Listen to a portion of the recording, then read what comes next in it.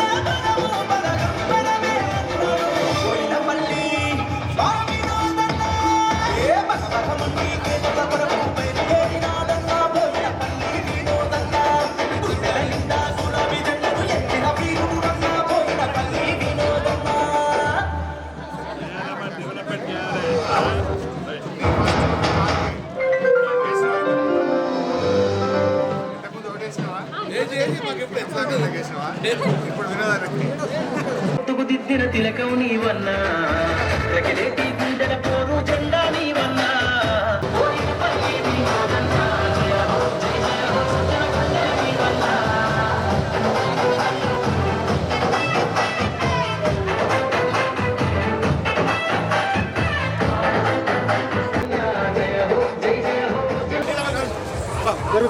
నమస్తే, బాగుందరా? నీళ్ళు రోజు వస్తున్నాయి మంచినీళ్ళు అది కేసీఆర్ ఉండగా రోజు వచ్చినాయి. కాంగ్రెస్ ఉన్నాక నేను తప్పించినమైంది. కాంగ్రెస్ గెలిపించడం నేను తప్పించడం. మన కేసీఆర్ ఉండగా 5 ఏళ్ళు రోజు కలవాలి. కాంగ్రెస్ ఉన్నాక నేను తప్పించినమైంది. మరి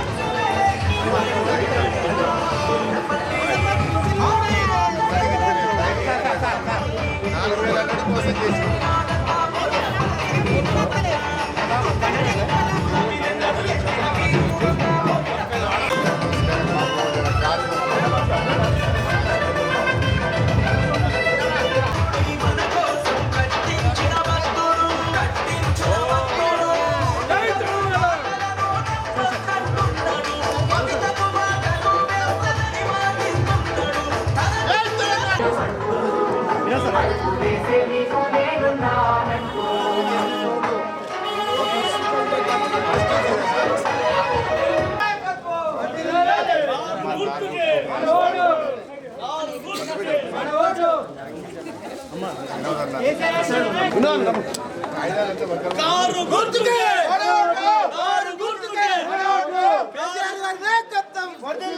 కేసీఆర్ గారి నాయకత్వం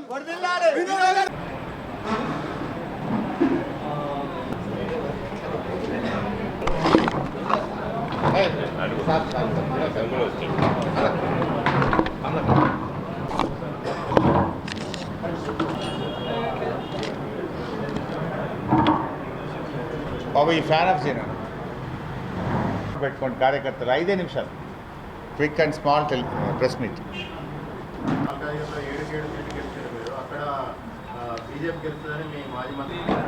ఎవరిని తప్పకుండా పార్టీ భయం పట్టుకొని ఇలాంటి సెంటిమెంట్లను రెచ్చగొట్టడం ద్వారా, అబద్ధాలు చెప్పడం ద్వారా, గోబల్స్ ప్రచారం ద్వారా ఏమైనా గండం గట్టెక్కాలని ఇలా రేవంత్ రెడ్డి గారు ప్రయత్నం చేస్తున్నారు. 2 పార్టీలు అట్లే ఉన్నాయి. ఇలా మోడీ గారు ఏమంటున్నారు, హిందువుల ఆస్తులు ముస్లింలకు పంచుతారు కాంగ్రెస్ పార్టీ గెలుస్తుందని ఆయన సెంటిమెంట్ రెచ్చగొట్టే ప్రయత్నం చేస్తున్నాడు.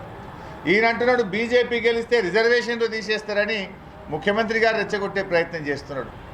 ప్రజల ఎజెండా లేదు, పేదల ఎజెండా లేదు, రైతుల గురించి మాట్లాడరు, దళితుల గురించి మాట్లాడరు, గిరిజనుల గురించి మాట్లాడరు, సంక్షేమం పట్టదు. మీరు కేవలం సెంటిమెంట్ మీద రాజకీయాలు చేసే ప్రయత్నం చేస్తున్నారు. నిజంగా జరుగుతుందా? కేసీఆర్ గారి లాంటి నాయకుడు ఉండగా హిందువుల ఆస్తి ముస్లింలకు పంచరు, ముస్లింల ఆస్తి హిందువులకు పంచరు.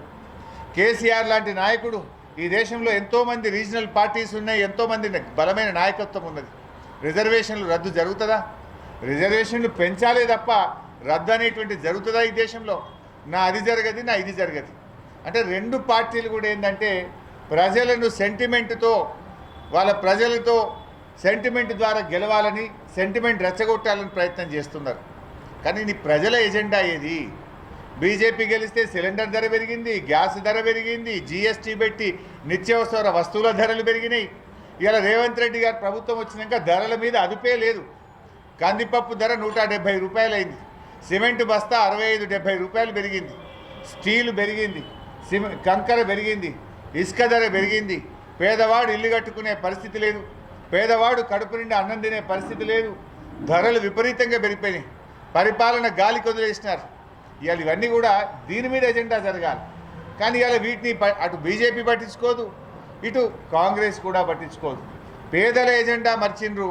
ఇద్దరికి కూడా ఓటమి భయంతో ఇవాళ సెంటిమెంట్ చుట్టూ రాజకీయాలు తిప్పే ప్రయత్నం చేస్తున్నారు. విఘ్నులైన కరీంనగర్ ప్రజలు, మేధావులు, విద్యావంతులు, కవులు, రచయితలు, ఉద్యోగులు, ఉపాధ్యాయులు, మరి చదువుకున్నటువంటి విజ్ఞానవంతులందరూ కూడా ఆలోచించాలని చెప్పి కోరుతా ఉన్నా.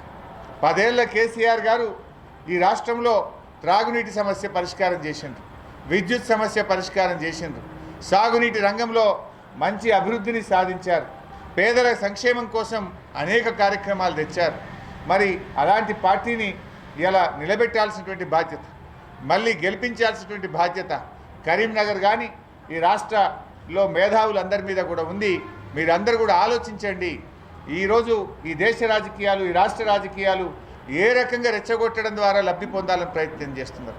ప్రజల ఎజెండా పక్కకు పోయింది, కేవలం సెంటిమెంట్ ఎజెండాను ముందుకు తెస్తూ ఉన్నారు. ప్రజలు ఈ దేశంలో, రాష్ట్రంలో ప్రభుత్వాలు ప్రజలకేం చేస్తాయో చెప్పాలి, ప్రజల ఎజెండా మీద చర్చ జరగాలి. కానీ వీళ్ళు ప్రజల ఎజెండాను పక్కకు పెట్టి ఓటమి భయంతో రకరకాలుగా కుట్రలు చేస్తూ ఉన్నారు. ఇవాళ నిజానికి బీసీల విషయంలో రేవంత్ రెడ్డి ఏదో ఎట్లా ఉన్నది, రేవంత్ రెడ్డి ప్రెస్ మీట్ చూస్తే 1000 ఎలుకలు తిన్న పిల్లట తీర్థయాత్రలకు వెళ్ళినట్లుంది రేవంత్ రెడ్డి తీరు. ఆయన ఏదో బీసీల మీద ప్రేమ ఉన్నట్టు మాట్లాడుతున్నాడు. అయ్యా రేవంత్ రెడ్డి గారు, బీసీలకు ఎమ్మెల్యే ఎన్నికల్లోనైనా ఎంపీ ఎన్నికల్లోనైనా అత్యధిక సీట్లు ఇచ్చింది బీఆర్ఎస్ పార్టీ. ఇవాళ అసెంబ్లీలో అతి ఎక్కువ శాతం బీసీ ఎమ్మెల్యేలు ఉన్నది మా బీఆర్ఎస్ పార్టీలా.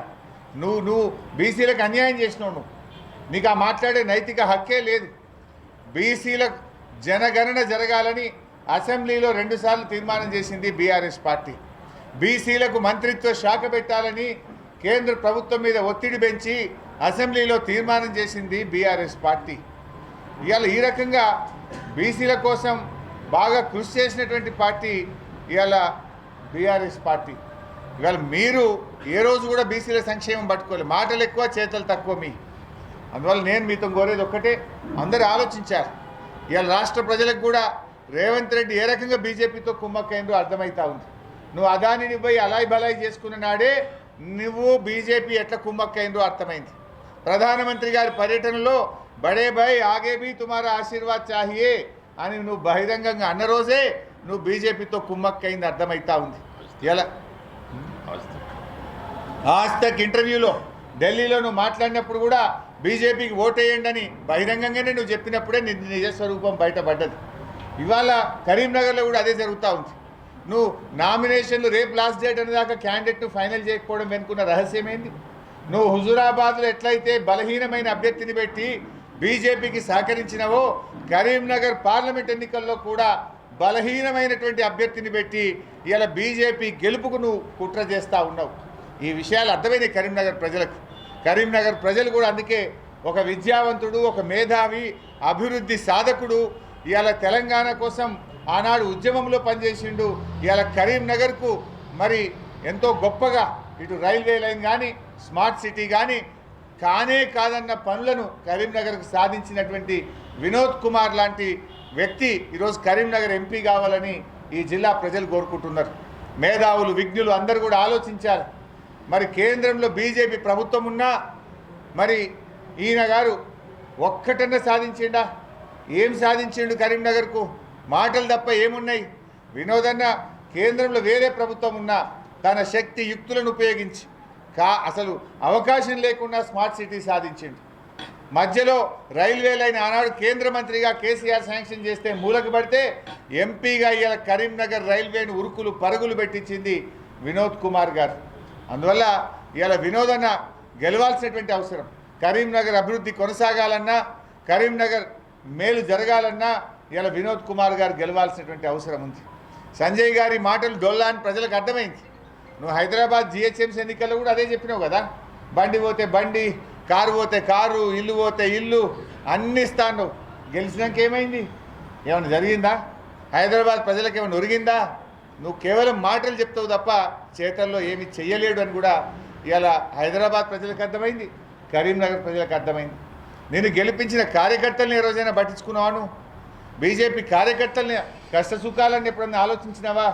అందుకే ఇవాళ కరీంనగర్లో అన్ని వర్గాల ప్రజలు కూడా వినోద్ కుమార్ గారు గెలవాలని చెప్పి కోరుకుంటా ఉన్నారు. ముఖ్యంగా రేవంత్ రెడ్డి గారి వ్యాఖ్యల్ని నేను తీవ్రంగా ఖండిస్తూ ఉన్నా.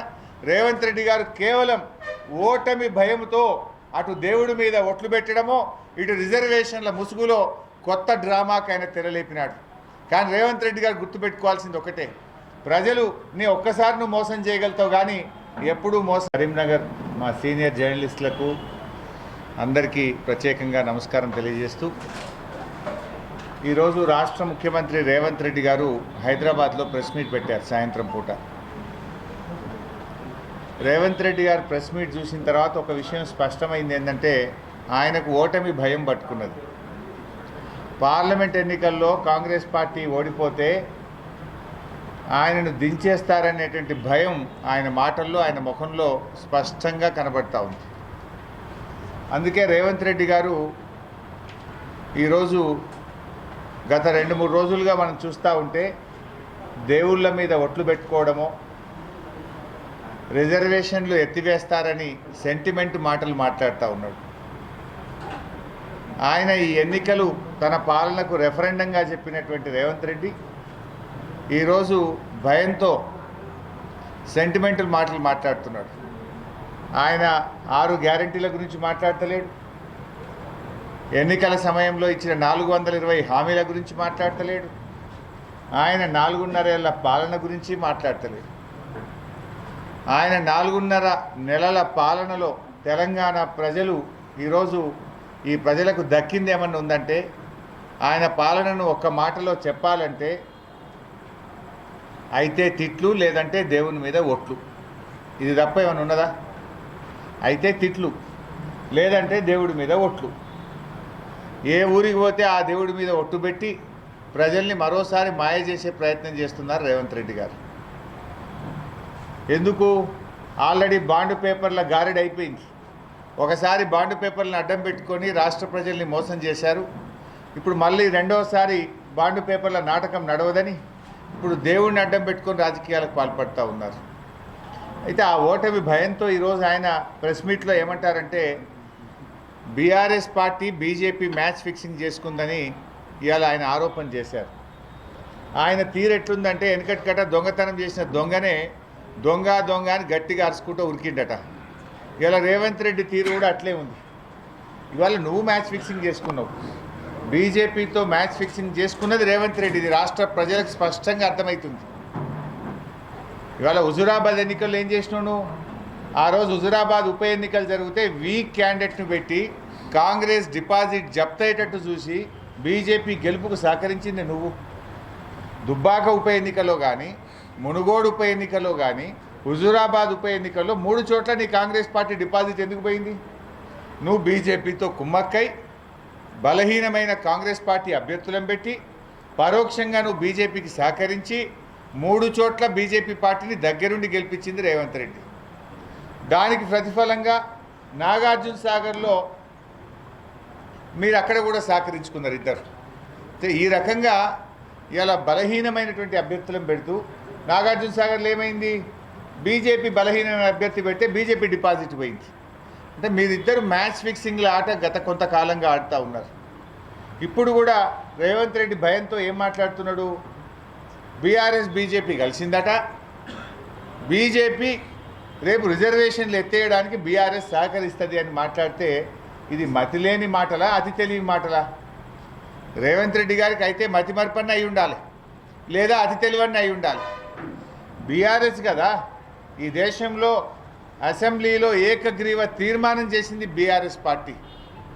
తమిళనాడు తరహాలో రిజర్వేషన్లు పెంచుకోవడానికి రాష్ట్రాలకు అనుమతి ఇవ్వాలని మన రాష్ట్ర శాసనసభలో తీర్మానం చేసింది మన కేసీఆర్, మన బీఆర్ఎస్ పార్టీ. ఒక్కసారి కాదు 2 సార్లు తీర్మానం చేశాం. కేంద్ర ప్రభుత్వం మీద ఒత్తిడి పెట్టాం.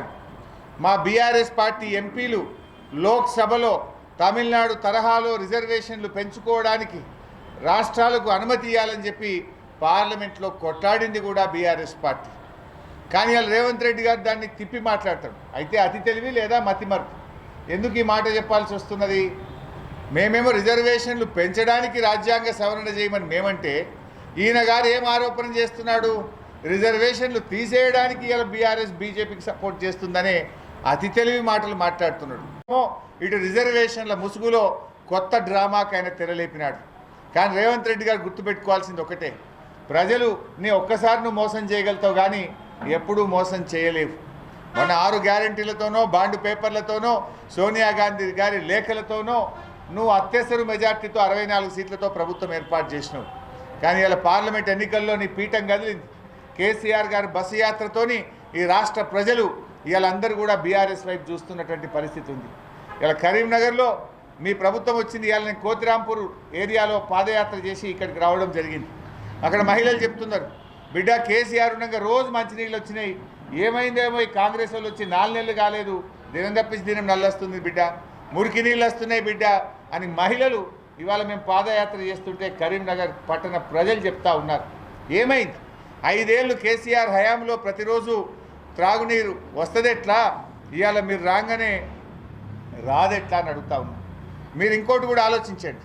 ఈ మధ్యకాలంలో మీరు గమనిస్తే బీజేపీ కాంగ్రెస్ కుమ్మక్క అయిందనడానికి మీ బండి సంజయ్ గారి వ్యాఖ్యలే ఉదాహరణ కదా. ఆయన ఏమన్నాడు? రేవంత్ రెడ్డి ఒక ఫైటర్, రేవంత్ రెడ్డి ఒక మంచి లీడర్ అని ఎవరు కితాబ్ ఇచ్చిండ్రు? బండి సంజయ్ రేవంత్ రెడ్డికి కితాబ్ ఇచ్చిండు. అరవింద్ గారు నిజామాబాద్ ఎంపీ గారు ఏమంటాడు? నువ్వు చాలా మంచి నాయకుడివి, నువ్వు బీజేపీలో చేరు, ఆయనకు ఆఫర్లు ఇస్తున్నాడు. ఎవరు? అరవింద్ కుమార్ గారు, నిజామాబాద్ ఎంపీ గారు. అంటే ఇలా మీరు కుమ్మక్కైనారు. లోపల మీరు మాట్లాడుకొని రేవంత్ రెడ్డి గారిని బండి సంజయ్ పొగుడతాడు, బండి సంజయ్ని రేవంత్ రెడ్డి పొగుడతాడు. రేవంత్ రెడ్డి గారు పోయి ప్రధాని మోడీ గారిని పొగుడుతుంటాడు, అదానితో అలాయి బలాయి చేసుకుంటాడు. ఇవన్నీ కూడా ఇలా రాష్ట్ర ప్రజలకు అర్థమవుతా ఉన్నాయి ఎవరెవరితో కుమ్మక్కైనరు. అందువల్ల విజ్ఞులైనటువంటి కరీంనగర్ ప్రజలు రేపటి 5 ఏళ్లలో ఈ కరీంనగర్ మళ్ళీ అభివృద్ధిలో పరుగులు పెట్టాలన్నా, మన అభివృద్ధి ముందుకు పోవాలన్నా ప్రశ్నించే గొంతును, అభివృద్ధి సాధకుడిను వినోద్ కుమార్ గారిని గెలిపించారు. ఆయన ఎన్నిసార్లు గలం విప్పాడు? సంజయ్ గారు వినోద్ కుమార్ గారు పార్లమెంట్లో మాట్లాడిన దాంట్లో 10% అన్న పార్లమెంట్లో మాట్లాడిండా? 10% అన్న మాట్లాడిండా? ఈడ కాంగ్రెస్ క్యాండిడేట్ అయితే 10 ఏళ్ల నుంచి కరీంనగర్కే దూరంగా ఉన్నాడు, కరీంనగర్తో సంబంధాలే కోల్పోయింది. ఆయన తెచ్చి ఇలా సడన్గా కరీంనగర్ ఎంపీ పెట్టడం అంటే ఇది పరోక్షంగా ప్రత్యక్షంగా బీజేపీతో కుమ్మక్కే, బీజేపీకి సహకరించడమే. ఇది పూర్ క్యాండిడేట్ని పెట్టింది. అంటే అసలు ఎవరిని అడిగినా కరీంనగర్లో ఆ కాంగ్రెస్ అది ఎక్కడుంది, 3rd ప్లేసు, గంత వీక్ క్యాండిడేటు అని ఇలా ఎవరైనా మాట్లాడే పరిస్థితి ఉన్నది. అట్లాంటి ఒక పూర్ క్యాండిడేట్ని పెట్టడం అంటే కాంగ్రెస్ పార్టీ ఇలా బీజేపీతో కుమ్మక్కైంది. ఈ కుమ్మక్కు రాజకీయాలకు ఇలా చరమగీతం పాడాలి. ప్రజలు బుద్ధి చెప్పాలి. కరీంనగర్ విఘ్నులైనటువంటి కరీంనగర్ ప్రజలు ఈ బీజేపీ కాంగ్రెస్ కుమ్మక్కు రాజకీయాలకు తగిన శాస్తి చెప్పి 13వ తారీఖు నాడు మీ ఓటుతో ఆ రెండు పార్టీలకు గుణపాఠం చెప్పాలని వినోద్ కుమార్ గారిని గెలిపించాలని ప్రార్థిస్తున్నాం. Thank you. ఎవరిని తప్పకుండా పార్టీ పరిశీలిస్తుంది. అవన్నీ కూడా పరిశీలించి ఏం చేయాలనో తగిన చర్యలు తీసుకుంటుంది. దానికేమో నిన్ను బండి సంజయ్ పొగిడినాడు, మరి బండి సంజయ్ నేను సస్పెండ్ చేయలేదు. అరవింద్ నిన్ను పొగిడితే అరవింద్ నేను సస్పెండ్ చేయలేదు. నువ్వు పోయి బడే బాయ్, నువ్వేమో రాహుల్ గాంధీ గారినేమో బాయ్ సాబ్ అంటావు, మోడీ గారినేమో బడే బాయ్ అంటావు. అంటే దీని అర్థమైంది. మరి ఫస్ట్ నిన్ను కదా చేయాల్సింది. ఆయన మాట్లాడలేదని వక్రీకరించే ప్రయత్నం చేసినారు. మీరు ఇవాళ రాసి పెట్టుకోండి, ఖచ్చితంగా మల్కాజ్గిరిలో గెలిచేది బీఆర్ఎస్ పార్టీ. మీకు ఎటువంటి అనుమానం అక్కర్లేదు. ఇవాళ మెజార్టీ స్థానాలు కాంగ్రెస్ కంటే బీజేపీ కంటే పార్లమెంట్ ఎన్నికల్లో మెజార్టీ స్థానాలు బీఆర్ఎస్ పార్టీ గెలుస్తుంది. సర్ప్రైజింగ్ రిజల్ట్స్ మీరు అందరు చూడబోతున్నారు. ప్రజలు ఇవాళ మార్పు మొదలైంది. కాంగ్రెస్ పార్టీ మార్పు ఏం మొదలైంది? మంచినీళ్ళు బంద్ అయినాయి. మీకు పోతలేదా బైసాబ్ కరెంటు? గంటకోసారి మధ్యలో ట్రిప్ అయితే లేదా కరీంనగర్లో? ఇవాళ మధ్యాహ్నం నేను సిద్దిపేటలో రివ్యూ మీటింగ్ పెట్టిన 3 సార్లు పోయింది కరెంటు. పావుగంట పోతున్నది. మార్పు మొదలైంది. కరెంటు పోవడంలో మార్పు మొదలైంది. మంచినీళ్ళు బంద్ కావడంలో మార్పు మొదలైంది. దవాఖానలలో కేసీఆర్ కిట్లు బంద్ అయినాయి. న్యూట్రిషన్ కిట్లు బంద్ అయిపోయినాయి. ప్రజల యొక్క రైతుల యొక్క పంట పొలాలు ఎండిపోవడంలో మార్పు మొదలైంది. అందువల్ల ఆ మార్పు తప్పకుండా రేపు కాంగ్రెస్కు తగిన గుణపాఠం చెప్తారు. ఇవాళ బీజేపీ విషయంలో కూడా ఇవాళ ఫేజ్ 1 ఎన్నికల్లో ఫేజ్ 2 ఎన్నికల్లో ఏం జరుగుతుందో రిపోర్ట్స్ వస్తూ ఉన్నాయి. దేశవ్యాప్తంగా కూడా ఇవాళ ప్రజల్లో మార్పు మొదలైంది. Thank you.